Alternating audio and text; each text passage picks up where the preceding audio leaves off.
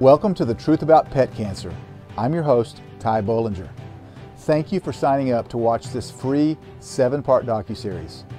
Over the past couple of years, I've traveled across North America, interviewing some of the brightest veterinarians and scientists in an effort to learn the most effective treatments and preventions for pet cancer.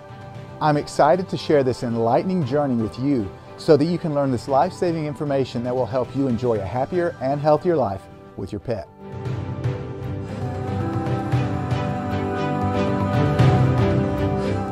A recent Harvard University study indicated that merely owning a dog can make you healthier and happier. They even put out a Harvard special report entitled, "Get Healthy, Get a Dog." 60% of U.S. households own a dog and 47% own a cat, according to a 2017-2018 National Pet Owners Survey conducted by the American Pet Products Association. My family is definitely a part of the 60% and the 47%.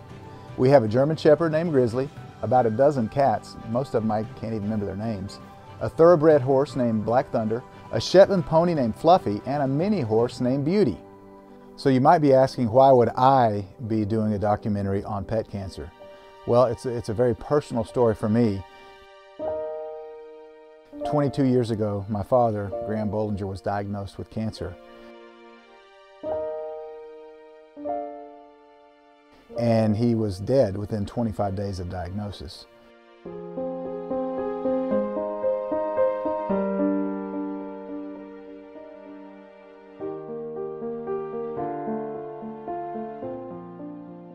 He was only 52 years old at that time. I'm 50 as I stand before you today, so just a couple years older than me. He was taken from us way too early. Over the course of the next 7 years after I lost my father, both grandfathers, my grandmom, an uncle, a cousin, and finally my mother, they all died from cancer. This was extremely difficult for my wife Charlene and I to deal with. It literally devastated our family for a long time.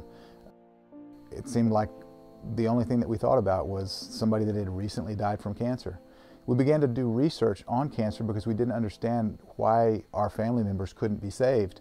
And the things that we learned began to shock us. We began to learn that there are treatments for cancer that work relatively well compared to the traditional treatments, but they're not very well known. They're not taught in medical schools. They're not implemented in medical practices.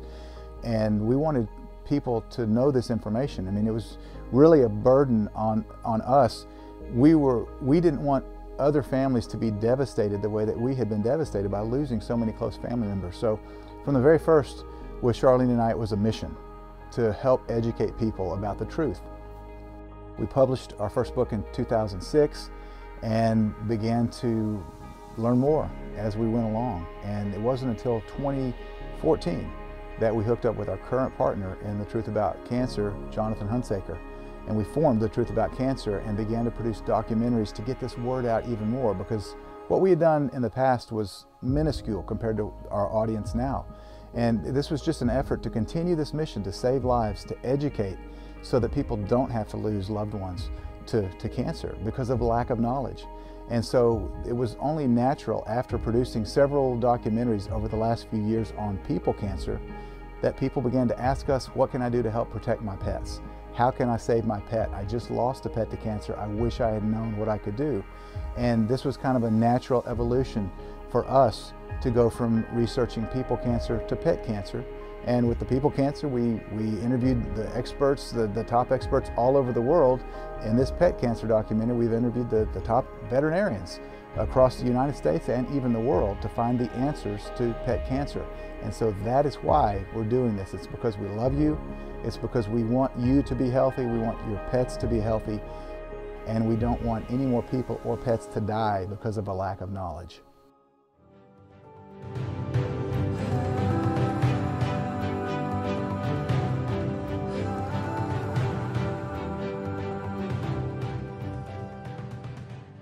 So over the course of the next 7 days, you're going to glean some amazing, life-changing information from over 30 experts, including veterinarians, immunologists, medical doctors, scientists, and some proud pet parents.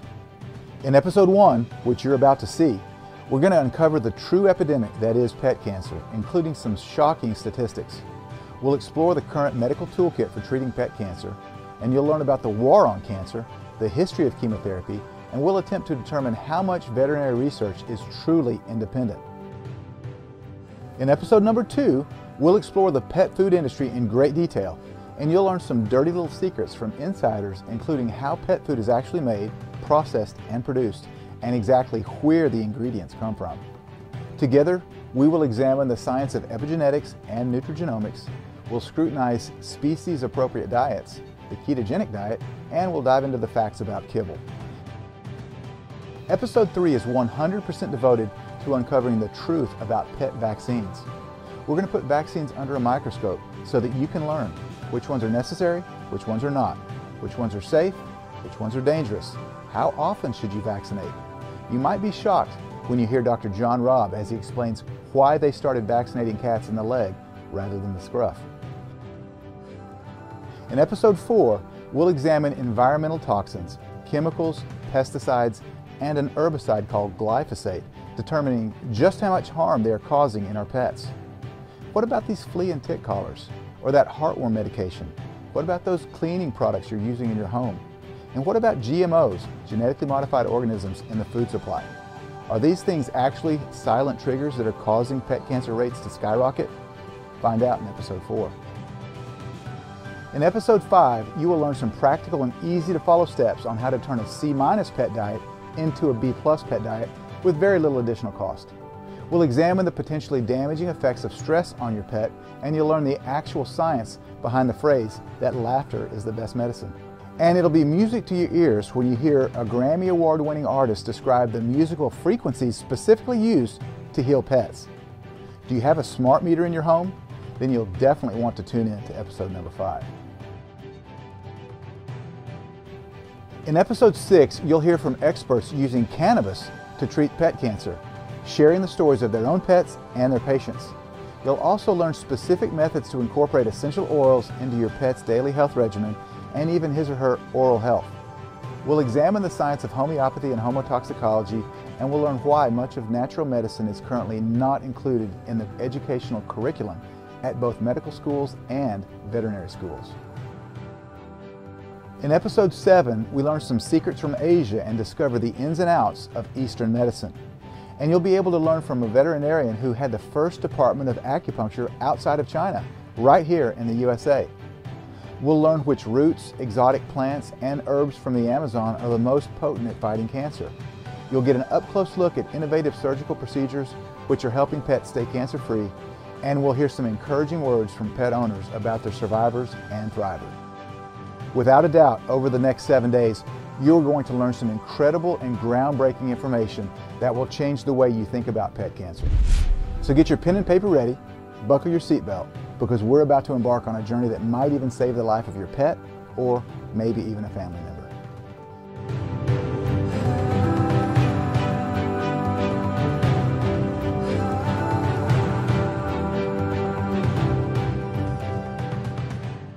When it comes to cancer, the amount of online information about cancer in dogs and cats is overwhelming. How do you know what advice to trust? An estimated 6 million dogs and nearly 6 million cats will be diagnosed with cancer this year. But according to a 2008 Springer study published on PubMed, only 5 to 10% of all cancer cases can be attributed to genetic defects, whereas the remaining 90 to 95% have their roots in the environment and lifestyle.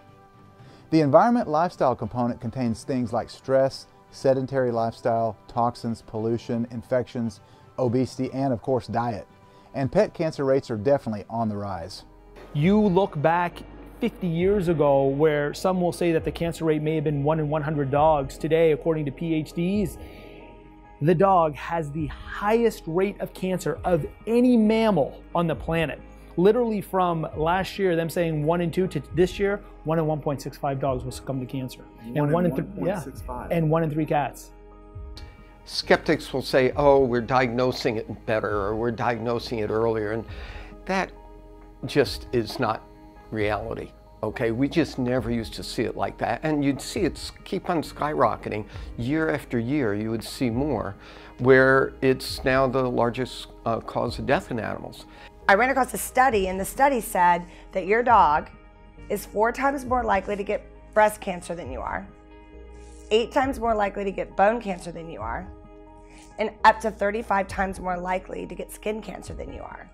When I graduated Cornell in 1973, approximately 1 out of 10 dogs got cancer, and it was always a disease of the old. So if we saw a dog that had a lump and the dog was young, we eliminated cancer as a possibility from what's called the differential diagnosis, just based on age.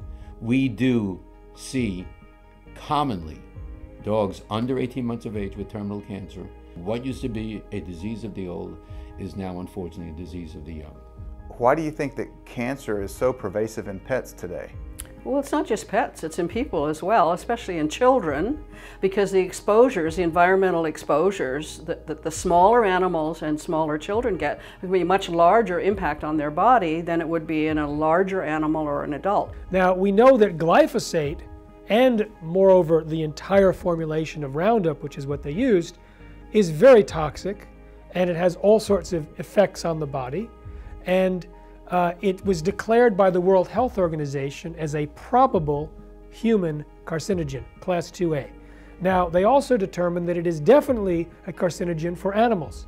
So when we're talking about pets, it's not probable, it is an animal carcinogen, according to the World Health Organization's IARC committee, which makes the determination for the world. Why are we seeing just this epidemic in pet cancers? Oh my gosh, I think there's a lot of reasons. And I've been in practice for 33 years. So those 3 decades that you're talking about, I've lived through them. And I think that we've changed how we deal with our pets over the years. So, you know, back in the 50s, we had farm dogs and they ate what was left over from what was grown on the farm, and we weren't using such horrible chemicals on the plants and the crops, and we weren't feeding processed food to our animals. They were eating whole, nutritious, real foods, and we weren't giving vaccinations every single year. We didn't have most of the vaccinations, and I'm not saying that we should never vaccinate because they have saved many lives. However, the over-vaccination is rampant. The chemicals that we are now throwing at our pets for parasite prevention are over the top toxic, in my opinion, and I think that we need to pull back and really look what we are doing to these animals. Cancer is certainly a big problem in pets today. But before we go any further, let's take a step back for a moment to learn from Boston College professor and biochemist Dr. Thomas Seyfried, as well as Dr. Ian Billingsworth, a world-renowned veterinarian from Australia. Exactly what is cancer? Is it the same in pets as humans? Is it genetic? Currently, we work on the theory that cancer is caused by a series of random mutations to growth-controlling genes in the nucleus of the cell. And yet modern science is showing that is incorrect. There is something else going on here, and it's related to our mitochondria. All the cancers are the same. And this is one thing people have a great deal of difficulty realizing. They think breast cancer is different from brain cancer, different from colon, bladder, and maybe different in dogs than humans, mice, and they're all the same. Cancer starts from damage to the respiration, regardless of the tissue, the cell, or the organism, right? So dogs, mice, they have cancer for the same reason that humans have cancer. The mitochondria become damaged. Now, what happens is that once the mitochondria become damaged, they throw out what we call reactive oxygen species, ROS. They are mutagenic and carcinogenic. So the mutations that people study in the genome are an effect of the damage to the respiration, okay? So they are an effect, not the cause, all right? So yet the field is focusing on an effect and not the cause. What Otto Warburg said was the tumors are using the glucose as a fermentable fuel because their respiration is defective. So he said every cancer cell has some defect in the mitochondria. That causes the cell to fall back on fermentation. And the fuel for fermentation is glucose. So it became clear, if I lowered the glucose, and then when you raise ketones, all the normal cells of the body burn the ketone. Once you understand the biology of the adversary, you know how to design a therapy to match that. If you don't understand the biology, then you're constantly in the dark, and you're constantly producing therapies that are only marginally effective and toxic. It is a well-known and accepted fact that cancer cells burn sugar as fuel. Now, Dr. Seyfried just described modern cancer treatments as marginally effective and toxic. Do you know that most pet cancers will be treated with the same toxic and marginally effective treatments, the big three, as people cancer? That's radiation, chemo, and surgery. That's because these treatments are considered to be the standards of practice. What's called the accepted standard of practice is what you're judged by. And if the accepted standard of practice is to provide chemo or radiation or surgery, if you're not doing that, you're liable as a veterinarian. Okay? So the veterinarian, yes, there may be a financial interest, but also you're caught between a rock and a hard place where they're saying that's accepted standard of practice. So if your dog gets diagnosed with cancer and the doctor says, oh, they have to have chemotherapy, you put the dog on chemotherapy, immediately their health starts to deteriorate because they're being poisoned, right? And the doctor says, look how bad the cancer is getting. You know, this is a fraud. It's worse than a stage magician in Vegas hiding a tiger in the back of a cage and then putting a curtain on, you know, and then boom, there's a white tiger here all of a sudden. It's magic. This is charlatanism.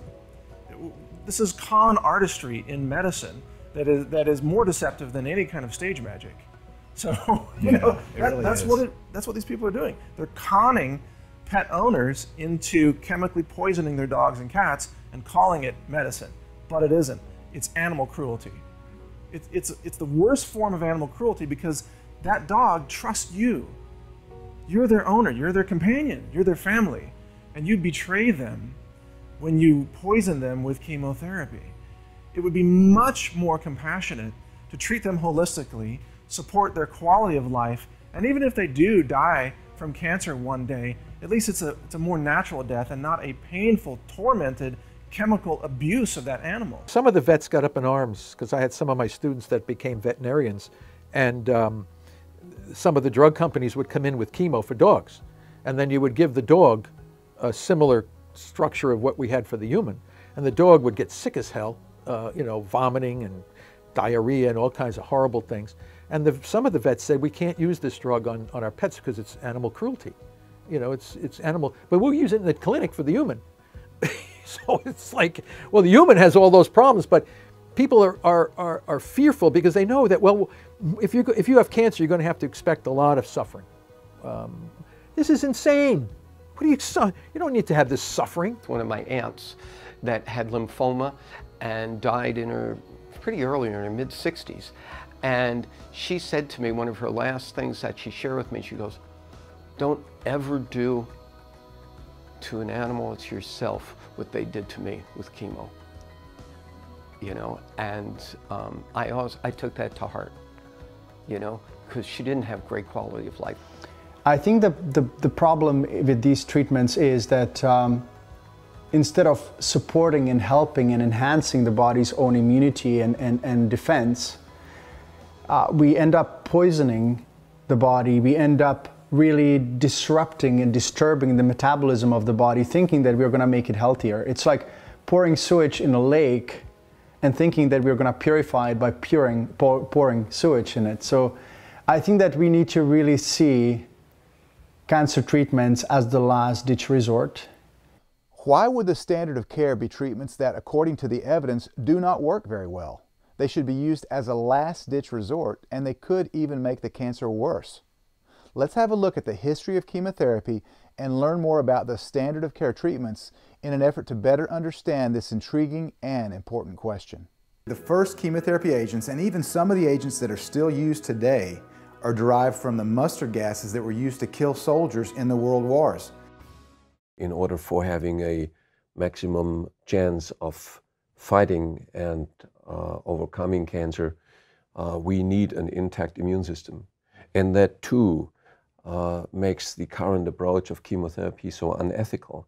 It destroys the chemotherapy, the first organ that is affected, actually the target organ, is the bone marrow. The destruction of the generation of defense cells, leukocytes, etc., are built in the bone marrow. So from the very onset, from the very planning of chemotherapy, from the very scientific approach, it is a deception. It is an unethical, deceptive business that creates illusions for millions of people, and every scientist involved in it.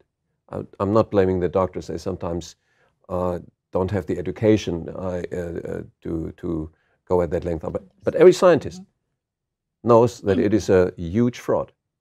And those who say they don't, they should quit the job of being a scientist. The sad thing about chemotherapy is that it does enhance the malignancy of cancer in two ways. For one, is that if you take a tumor, the majority of the cells in there are actually not inherently malignant, in the sense they're not going to go spin off and create a new tumor. But the subpopulation of cells known as cancer stem cells, which are about 1 in 1,000 within that tumor, can do that. Normally, they're just there providing new cells for the colony and growing slowly, because it takes decades for cancer to get to the point where you notice it in surveillance. But so what happens when you use chemo is that you also destroy all of these relatively non-malignant cells in the tumor, and you enrich the cancer stem cell population. And in doing so, you actually have made the cancer more aggressive. Moreover, cancer cells within a tumor can become cancer stem cells. So there's two types. There's the relatively benign daughter cell in a tumor, and then there's the cancer stem cell, the mother cell that's at the apex. When you use chemo, you use radiation, both of those things have been shown to potentially convert the benign cell into a stem cell. It's called stemness. It can induce a stemness phenomena. And so that's why chemotherapy is really equivalent to, fighting war with war. I mean, it's fire with fire. It's the same idea. If you talk to veterinarians who practiced medicine 20 years ago, and I know you have, they'll tell you back then they didn't see these kinds of cancer cases, or even other things like diabetes as well. Something has changed dramatically, and we know what it is, we can talk about it, that's causing cancer in pets at really epidemic proportions. And sadly, what people are told about how to deal with that and how to treat it is the same nonsense that we're told for treating ourselves, which is just bombard the body with chemicals, which, as you know, causes more cancer. So the vet industry is failing the health of pets in the same way that modern medicine is failing the health of people. When my mother had breast cancer in '96, my whole family's medical, you understand, and all of them said, no chemo, no radiation. That's my sister, who's a pulmonologist, my sisters and sister-in-laws that are nurses. No one wanted her to go through that. The problem is that for most cancers, we are no better off. We have lost the war on cancer. If we have to use something that is known to cause cancer, radiation is immunosuppressive and causes cancer, to treat cancer, we failed in the field of healthcare, period. In 1971, U.S. President Nixon declared a war on cancer, but are we really winning this war in light of the fact that 90% of oncologists won't even take their own treatment? Is the cancer industry any closer today than they were then in finding a cure? Why does this perpetual war on cancer continue? And one of the reasons why this war continues is the money that are being made in this war.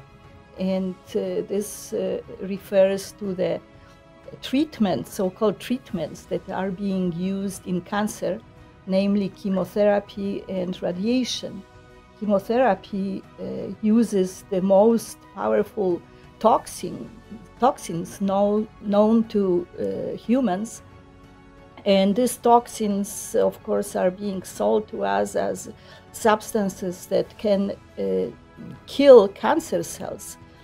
But these substances also annihilate healthy cells in the body, damage its organs, which make the recovery from cancer almost a miracle, impossible. And also the very substances that are being used to fight cancer are cancer-causing chemicals. So instead of eliminating cancer or curbing cancer, we are generating new cancers. People have to understand that the chemotherapy and radiation approach to treating cancers in any, for pets or animals is the worst possible thing that you can do based on the evidence itself. This isn't conspiracy theory. This is actually the evidence that is in the literature the treatments don't work and they can make the problem far worse. As you probably know, and most people are aware one way or the other, we are not winning this war against cancer. This is a war, one disease we know more than any other disease about, and yet, despite all that knowledge, we're losing the war.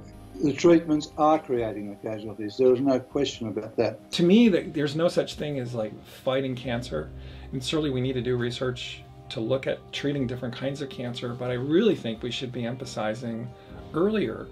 And as doctors, we don't do that enough. We're not proactive about that. And this is one of my big concerns right now. We're investing tons and tons of money to figure out how to treat disease, how to prolong, and especially in cancer, right? You know, we have the war on cancer, and we're all spending, you know, bazillions of dollars of human and financial resources trying to find better solutions to cancer. But cancer is not a surprise, right? I mean, cancer is a predictable outcome for biological systems. We don't need a war on cancer. What we need is actually an education system that starts to educate people on how we're connected. In every war, there are casualties. Rather than fight cancer, why not educate everyone about cancer's true causes and treatments, especially in our pets? One area where I believe we all could use some education is learning how to decipher exactly what are the ingredients in pet food. I don't know if you've ever looked at a label, but it can be pretty confusing. They're not smoking cigarettes, they're not drinking, they're not doing some of the things that you and I do that help create an environment that's super available for cancer. They're not stressed out in their minds. You know, they're not doing these things. And so what is it? And to me, what landed for me at that time, still uneducated, still discovering, still researching, was that it had to be something that we are feeding them. So I started to look, like on the back of the label to figure out. And then as I started reading the label, I was like, I don't even know what 90% of this is. I have a master's degree in dairy nutrition, and I can't read the labels on pet food. The pet food industry uses terms that have no meaning, especially related to our commonly accepted meanings. So natural means nothing in human or animal pet food labeling. Chicken meal does not mean what we think it means on the labeling. So we need an unabridged dictionary this fat, I think, to go through to be able to read the labels, you know, that are like a thesaurus, where it's like, I think this word means this, and then you look it up and it's like, oh no, this is what the word means in the industry. If you look at their labels, it blows my mind that that these foods are used. There is modified starch in corn and meat byproducts and rendered fat and whatever else is actually not part of the natural diet of our canines or felines or other animals. In this next segment, you're about to hear from about a half dozen well-respected veterinarians describing what they learned in veterinary school relating to the approved food for dogs and cats and other pets, commonly referred to as kibble, and whether or not it's a good idea to allow your pet to eat anything but kibble. When I went to veterinary school, we were taught don't put anything in the dog food, right? Feed a complete and balanced dog food designed by, you know, nutritionists and companies, and, you know, we have good control over what's going into these things, and if you add other foods, you mess up the nutritional balance of the food. But, you know, we know on this that chronic inflammation is the root of all this chronic disease. And so if we're feeding a food that causes chronic inflammation, we got to do something about that. Otherwise, we're just kind of unethical used car sales. We're cashing in on sick dogs. What you're taught in school is never let your clients do a home-cooked meal. Do not let them feed anything from the table. Oh my gosh, God forbid. If they feed scraps from the table, they will unbalance the balanced diet that they're pouring with the kibble into the bowl. What a bunch of malarkey. When it comes to nutrition, there's a lot of issues in the pet food industry that we're up against, and I believe that how we choose to nourish our animals on a day-to-day basis absolutely impacts their immunologic health. So there again, veterinarians will tell you, never switch your pet's food. We're supposed to wean your puppy, let's say at 5 weeks of age, you put them on an entirely inorganic, overprocessed, dehydrated, nutritionally complete and balanced dead food. I want you to think of it like Total. We're not picking on Total cereal, But think of it like total cereal. So you take a regular cereal, you add a synthetic multivitamin to it. Would you feed that to your kid 3 times a day from the time that they wean till the time that they die? Probably not. But veterinarians have convinced an entire 100 years of pet owners that if you feed anything other than pet food, dry kibble, or canned food, you could be harming your pet. In fact, veterinarians are the only wellness profession that actually tell you to eat more processed food, and fresh food could be risky. We don't know if it's safe to feed fresh food. Just feed a commercially available processed food to your dog or cat for the rest of their lives, because in veterinary school we're not taught that nutrition matters. You know, we're taught a list of prescription diets once your animals get sick, and that really the majority of animals in the US go to the veterinarian, and their veterinarian doesn't ask detailed nutrition questions because nutrition is separate from disease, which you and I know isn't true, but that's where we're at in veterinary medicine. It seems like animals are the only being on the planet that we're told you should feed them the same thing every meal for the rest of their life. What a fallacy. You know, and I can only think that got started from the big pet food companies who said, well, we're going to teach the veterinarians, who are then going to teach their clients, you know, for the patients, and then, you know, all of our commercials on TV. You must feed them this 100% complete and balanced diet in their bowl every single day. And so I actually got a box of cereal, and we made a new cover for it, and we put on the front, you know, human kibble. And it says on there, 100% complete and nutritionally balanced, and then it's got, you know, its vitamin list on the back and all the ingredients. And I say to people all the time, okay, here's your human kibble. I'm gonna pour this in your bowl twice a day. You don't get milk, you don't get, you know, nothing on it. I'm gonna pour this dry cereal in your bowl. This is what you get to eat twice a day, every day, for the rest of your life. Forever. How are we feeling? Feeling good about that? I'm thinking you're gonna have some big deficiencies, because adding a synthetic chemical vitamin mineral mix is not the same as getting whole food nutrition from real plants, real meat. It's not feeding a species appropriate diet. Our dogs and cats are not out there foraging for synthetic chemicals. They're, you know, my cats go outside, you know, they bring me back bunnies and mice and moles, and, you know, they're getting a species appropriate diet. And they're pretty dang healthy. All the vet students got a discount on pet food. And that really was our exposure to nutrition. Years ago, I didn't know any better. 33 years ago, when we went to veterinary school, we were given alphabet soup kibble. You know, it's got a kidney problem, he's getting an alphabet soup for that. And if he's got a heart problem, he's getting, you know, the one labeled for that. And for years, that's what we did, and that's what we sold, and that's what we pushed, because I didn't know any better. And once I knew better, then now I can do better. But you know, I feel bad for all those pets when I didn't know better. Yeah. Were you taught any of this in vet school about the kibble? Not one iota. Yeah. One of the important things to remember in any investigation is to follow the money trail. And if you dig long enough, you'll find out that many expert recommendations are actually nothing more than paid endorsements. And much of the independent research is not actually all that independent at all. Are you enjoying this first episode thus far? Are you learning a lot of great information? Are you excited to watch the rest of this show and the next 6 episodes? Do you think that others would enjoy watching it as well? Do you want to support our mission to educate the world on the truth about pet cancer for free? Then please help us spread the word by sharing this page on Facebook, Twitter, and other social media sites by clicking the links below. Your support will make a huge difference in how many people we reach and ultimately how many pet lives are saved. Thanks in advance, and please click the links below to help us spread the word. Now, back to episode 1 of The Truth About Pet Cancer.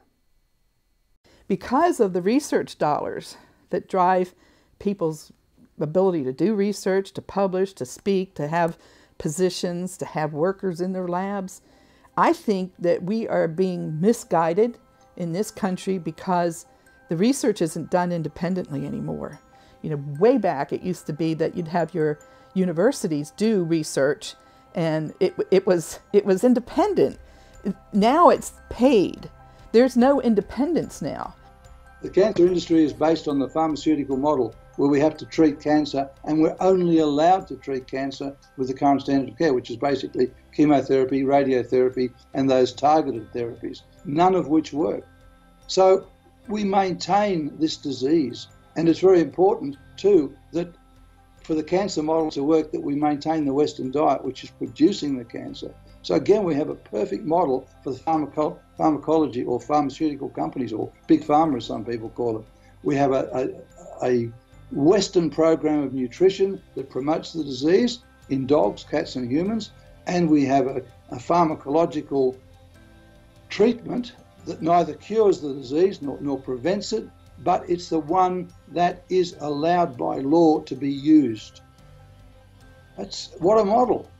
So, and we're feeding all these cancer patients into this program, and it's producing millions of dollars. In fact, in some countries, the pharmaceutical company, by its taxes, supports the government.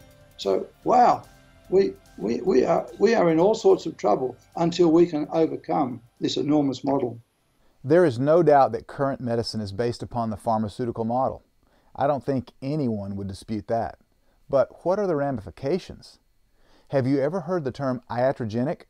This basically means caused by medicine or by a doctor. How frequent are iatrogenic deaths? I think the answer will shock you. Medicine in the United States is the third leading cause of death in the United States. And that is just, you know, in medical, not just medical mistakes. It's drugs, iatrogenic damage. That doesn't even include over-the-counters, the things that people die from over the counter. You know, it is sad to know that doctors, the healers, are the third leading cause of death in the United States. It's like we worry about sharks, we worry about flying on planes, while ironically, and this is hard to say because I'm a doctor, doctors are more dangerous, in quotes, than any of these causes. And I think that, once again, I do not think that obviously we don't intend to harm, but I think that we've been taught a system that doesn't work, and that's a serious problem. That is a serious problem. I have a question for you. Why do some, mostly all veterinarians, promote the practice of feeding a commercial kibble diet, including prescription diets, to your pets? Let me ask you another question. Did you know that many of the pet food companies spend upwards of 6 figures being platinum sponsors at veterinary conventions? They donate big dollars to veterinary member associations, and they donate millions of dollars each year to veterinary schools worldwide, especially the 30 vet schools here in the USA. And did you know that, as unbelievable as it might sound, it's not uncommon for employees of pet food companies to actually teach veterinary students about pet nutrition? Where I went to school, there was a lot of funding provided by pet food companies. Now, I'm not suggesting that necessarily, you know, the education that I got nutrition-wise was definitively sort of, you know, steered by that funding. But I think it's a real good illustration of just how the Western medical field tends to look at nutrition anyway.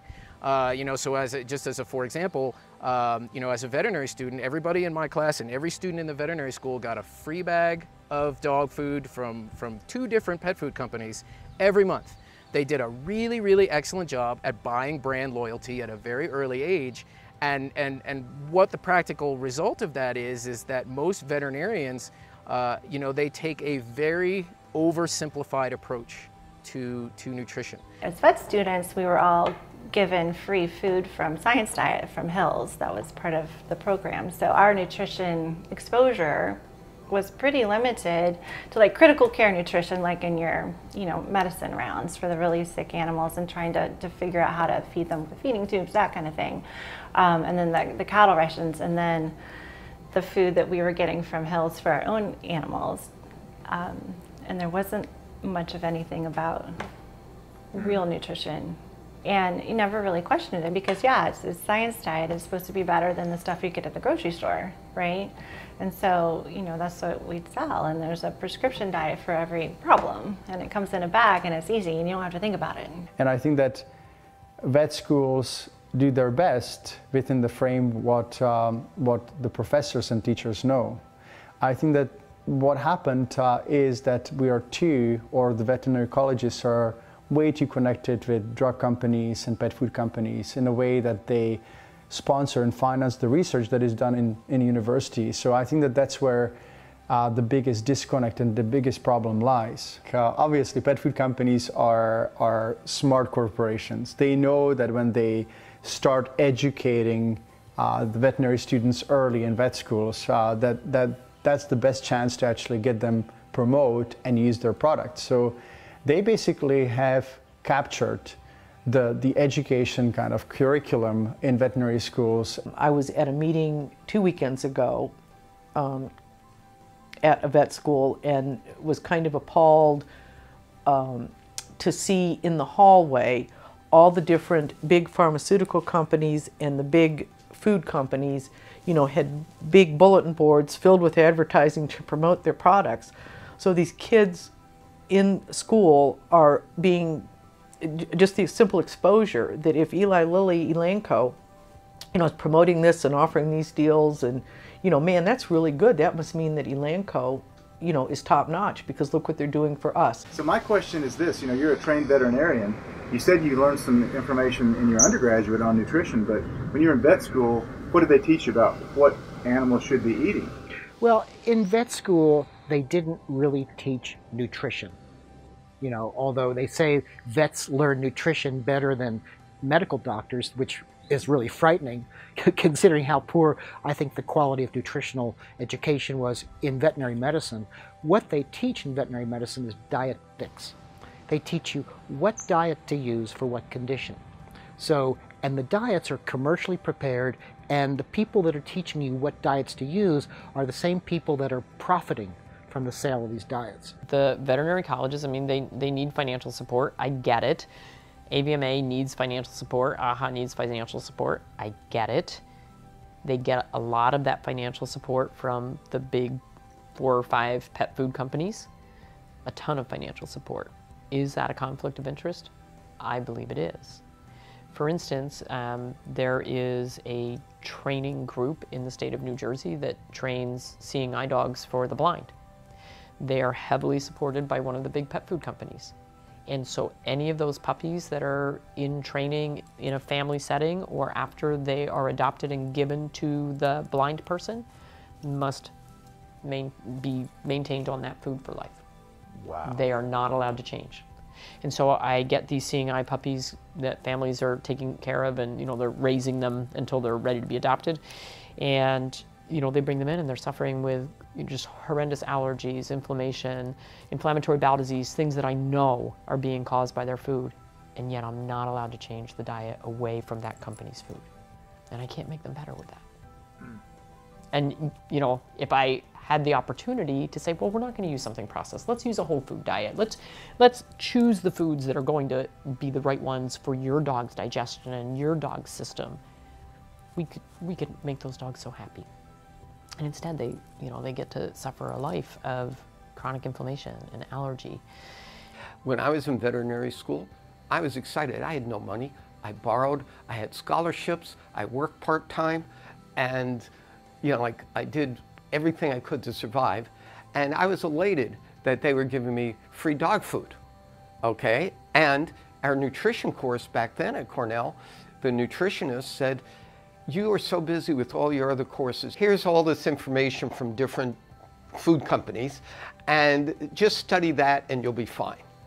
And so yes, it didn't quite feel right, but also you were excited that you got free food when you were trying to make it, you know, get through vet school. When I first got out of vet school, that's what I was feeding with those, and I thought I was doing a good job. You know, we're programmed. You know, you can't really blame veterinarians. We're programmed that that's okay. It wasn't until my cat started developing liver disease that I started questioning, what am I feeding them? Does your vet recommend kibble? If so, did they tell you that in 2014, 3 of the biggest pet food manufacturers were found to have aflatoxins in their pet food? Now, aflatoxins are known to be carcinogens. Did they tell you in 2015 one of the largest pet food manufacturers was found to have mycotoxins, which are fungal toxins, in their food, as well as different bacteria that the FDA determined to be qualifying pathogens and that they posed a serious threat to public health? I'm guessing they didn't tell you about that. What are we feeding our pets? The sad thing is that pet parents just do not know. And our dog was a yellow lab. And she was a hunting dog and in her prime, but we didn't know any better. We just bought the biggest bag of cheapest dog food that you could. And what was her dog's name? Molly. Molly. Molly. I brought some pictures of her. She was just precious. And, you know, she ate that every day, and she loved to eat it. She loved to eat it so much that we actually had to add water to her kibble because she just ate it so fast, but it irritated her throat. And I really feel like that's one of the things that started opening her up. And that's one of the areas that she had cancer. She had cancer both in her throat and esophagus with masses, and then also in her elbows.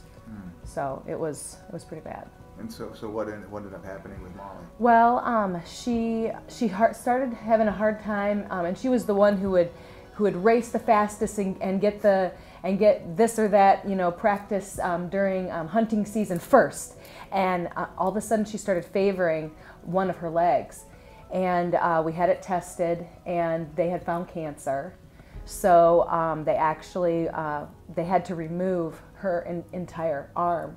And it was so hard. And it's amazing because, you know, dogs and humans both, I mean, they recover like when they lose limbs and things like that. So it was hard to watch. And she really started regaining everything. And then literally they had a test done, and they had found out it had already gone into her bones. And literally within 8 weeks, we went back in, and she just something wasn't right. And they had showed an X-ray from August, and this was January, and the mass on her throat, you know, after she had the leg already removed, it had just exploded. It was huge. She was hardly being able to swallow. And everything was a strain, and so the next day we actually had to put her down. So it was really hard. It was the hardest thing I had ever watched. You know, really holding her in my arms, watching her pass was horrible. What, if anything, did you do to treat it during that time?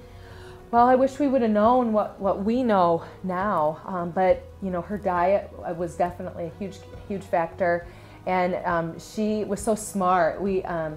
She used to, whenever it was somebody's birthday, we would call someone up and we would have her bark "Happy Birthday," and so my mom used to give her bread, and so she would put out the bread and the dog would bark. Well, she knew that song meant that she got bread. Well, as she got older and older, she ate more and more white bread, and my mom actually made her white bread every day, while she was, you know, a grown dog. And you know, like all of us, you know, when you're a pet owner, at first you follow all the rules and you do all the things you do, and then things start getting a little bit more lax and a little bit more lax. And really towards the end, she was eating a ton of white bread and just regular kibble, and you know, so there was nothing that we did, you know, other than what any other pet owner, you know, would have done at that point, and that was just making her comfortable. Try to keep her comfortable. That's a sad story.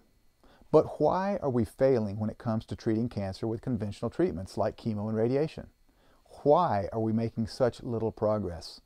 Could it be due to a misunderstanding of exactly what cancer is? I think that's the reason why we're not making any major advances in the field, because they're treating cancer as if it were a genetic disease. Toxic chemo, what are they doing with toxic chemo? We're breaking the cell cycle of the proliferating tumor cell, because we know there are mutations that affect the cell cycle. So we're using toxic drugs to break the cell cycle. Well, that's true. You can kill cancer cells that way. But you also kill every other normal cell that's also dividing, like the ones that make hair. You go bald.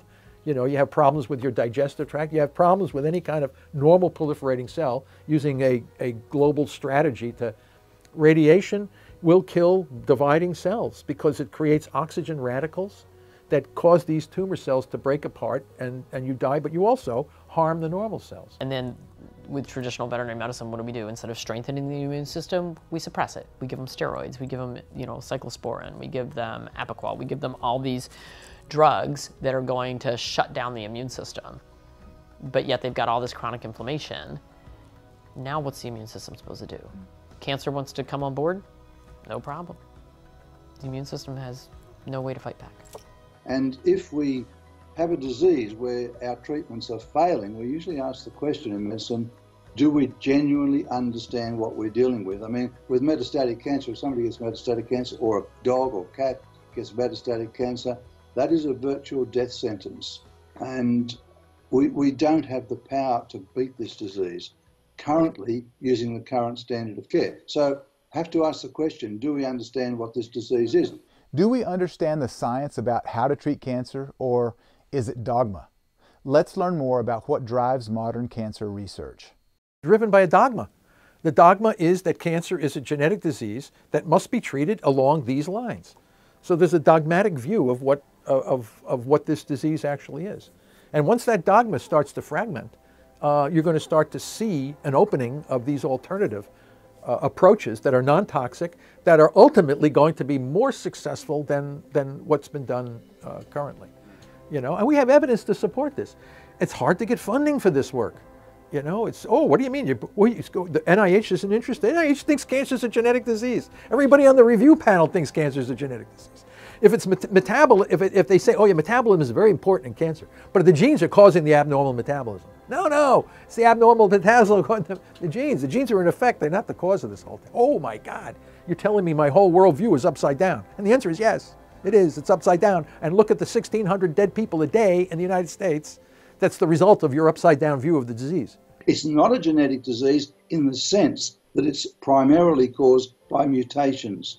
The mutations are a downstream event that occur afterwards. And we have looked at it as groups of scientists, and we're now looking at all those mutations and regarding them as the prime cause, and then trying to attack cancer by looking at the mutations and the protein products that those mutations cause. But that's not the primary cause. That they only occur because DNA repair processes were turned off by the mitochondria, signaling to genes like retinoblastoma and P53 and also the genes that are involved in cell reproduction, the so-called oncogenes.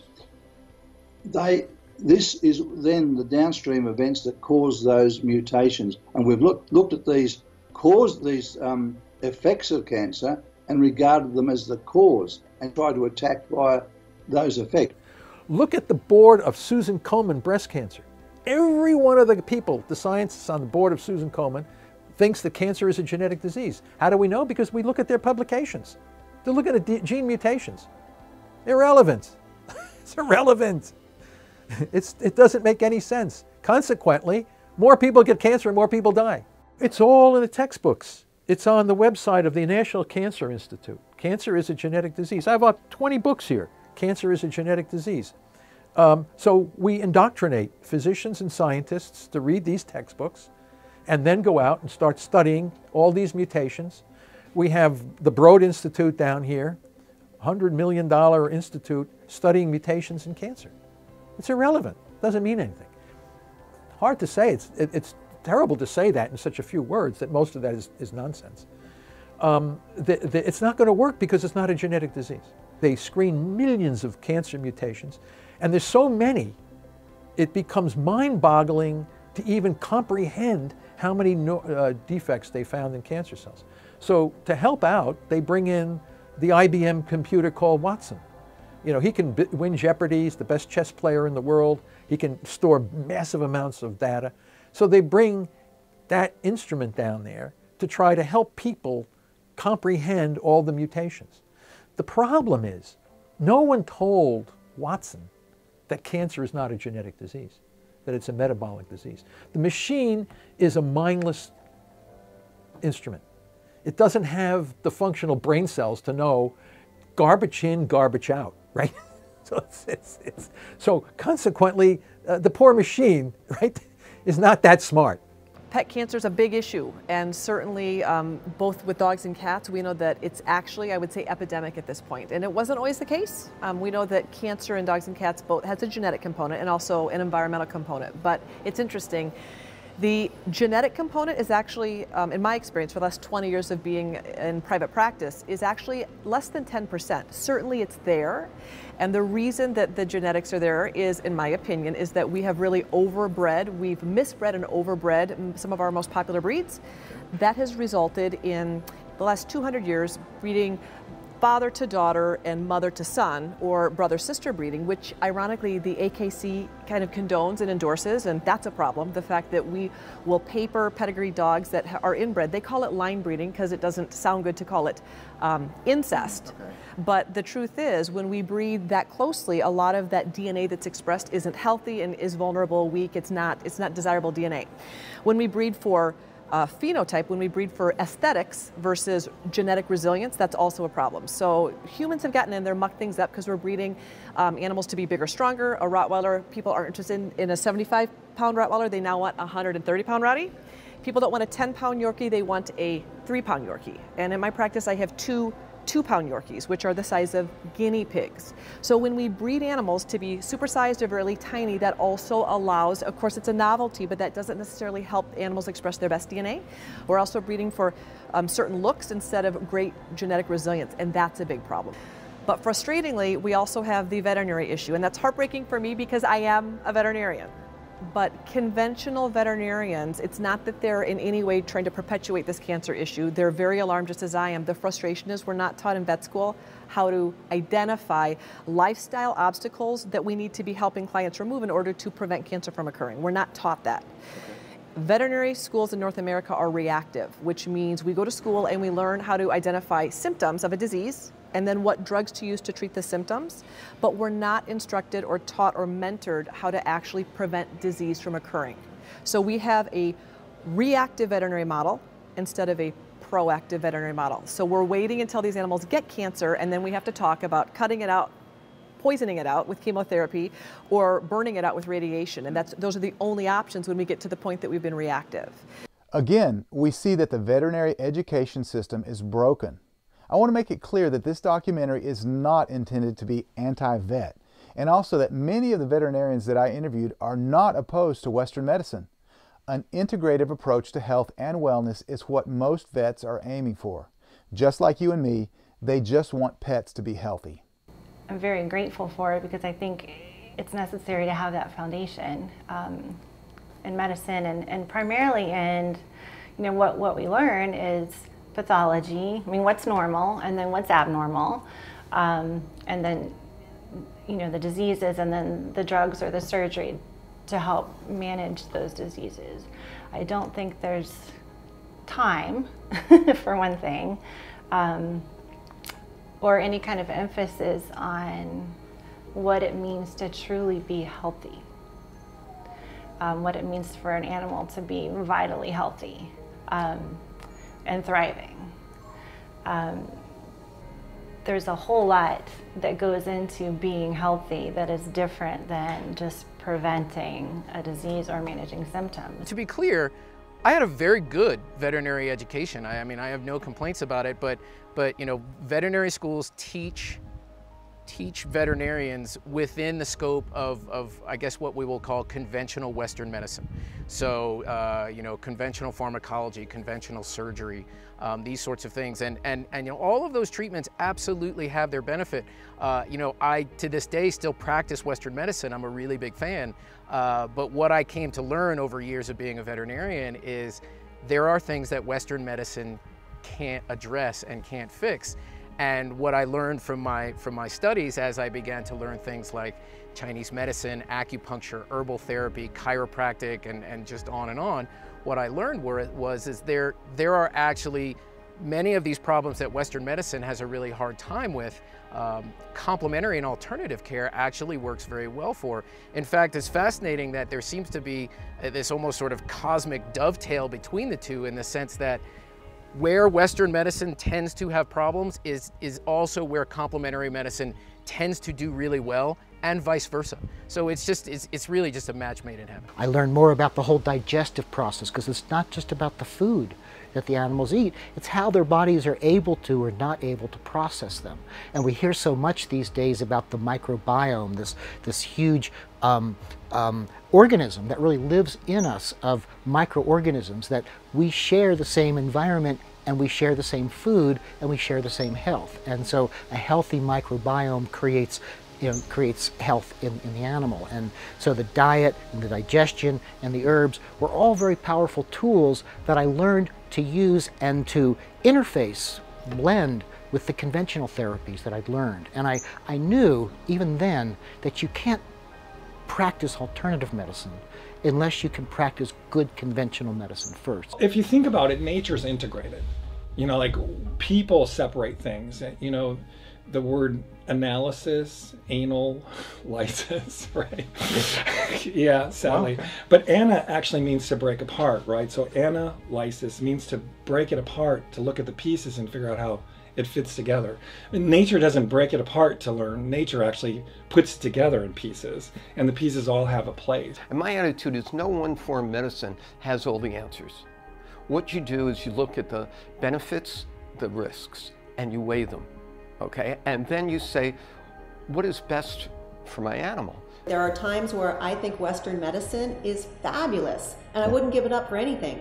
My practice is an integrated practice, which means I get to play in both sandboxes. But what is really, really special for me is that I never, ever, ever look a client in the eye and say, there's nothing more I can do for you. There's always something I can do, even if it's quality of life. If that's all it is, that's huge. But we never run out of something to do, like what was told to me with my horse. I'm sorry, there's nothing more you can do. That's not an answer. Well, that's not acceptable. I agree with Dr. Marlene. There's nothing more that we can do for your pet is not an acceptable answer. There is always hope. We have so many viable options available in nature's medicine chest, from Chinese medicine to herbal therapy to chiropractic, and the list goes on and on and on. The reality is that our choice of how to keep our pets healthy and or how to treat their disease should not be based upon whether it's alternative or conventional, but the criteria should be what is best for my pet. You let go of saying what this is conventional or this is alternative or this is natural, and you just say what helps, what is the best thing for the animal, and you do whatever combination. Looking at cancer is like looking into a garden. You know, we're looking through different windows. And so we're not, you know, this is the oxygen deprivation theory, this is trophoblast. We're looking at pieces of the puzzle, and we need to put all of those pieces together and start looking at it as a kind of an integrated whole, the holistic approach to things. I'm really big right now about talking about veterinarians and animal guardians becoming more gardeners and less warriors. We have to fight disease. If you grow a nice garden, everything grows. And if you're actually an organic gardener, you know that strategy, right? So the richer your soil is, the more resistant it is to disease. And the body's the same way. So if we're just feeding processed carbohydrates and processed rancid fats and, you know, a lot of these things that are part of the standard American human diet, then we're going to get a series of outcomes, which is the standard American outcome, which is diabetes, stroke, heart disease, cancer. But we know we can take those patients and change the way they eat, and we can see differences in their health. So why can't we do the same thing with animals? The current status quo treatments for cancer are horrendous. Just chemotherapy, radiation, and surgery. They do not stop cancer, and they do not give people the other options that work better, that are safer, that are more affordable, and that actually eliminate cancer for life. I think the key thing is to educate yourself. You know, we're doing the truth about cancer, because once you know that and then you receive, okay, here's a diagnosis, you've got cancer. It's not about fear and going into that place and then, you know, you have to do this and we've got to start immediately, all that sort of thing. We know so much more. So that's a historic way of addressing it. And now, for example, when Olivia had a recent recurrence, we got all these notes. Oh, I'm so devastated with the news. Oh, this is awful. You must be, you know, really going through so much anguish. And we said, it's just a little, you know, stage 4 metastatic breast cancer, you know. And so we had a plan, and we executed the plan. She interrupted her tour, and then in 3 months kicked back in. She just finished 18 concerts and going strong. Yeah, So and I think a lot of it is your positive mindset and believing that you can beat it. And I know that it's a very frightening thing, because I've been through it a few times, so I understand. But having John in my life, of course, I'm really fortunate because I have all this knowledge at my fingertips. Olivia Newton-John just summarized the vital message that I want you to remember. Cancer is not a death sentence, and fear has no place in the equation. Education is the key. Knowledge is power. I hope you learned a lot from episode 1, and I hope that you're encouraged and empowered. Be sure to tune back in for episode 2, where we'll explore the pet food industry in great detail, and you'll learn from some insiders, including how pet food is made, processed, and produced, and exactly where those ingredients come from. Together, we'll examine the science of epigenetics and nutrigenomics. We'll scrutinize species-appropriate diets, the ketogenic diet, and we'll dive into the facts about kibble. I hope to see you there. Join the movement, support the mission, save lives. We're a small company that's committed to the truth and to helping save pets. When you support our mission by owning the complete series today, you allow us to continue to research, interview, expose, and share this knowledge with the world absolutely free, just like we're doing right now. If you've learned something, you've been inspired, you want to help save pets across the globe, or you just love how it feels to support a good cause, please consider owning The Truth About Pet Cancer today.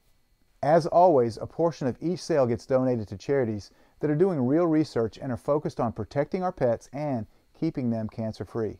Simply click the banner below to join the movement and support our mission. Thanks in advance. Hi, this is John and Olivia. I'm Olivia, he's John. Yep. Just to be clear. Yeah. And we'd love for you to watch The Truth About Pet Cancer. Yeah, we can hopefully give you some great tips to keep your pets healthy and learn something about yourselves too.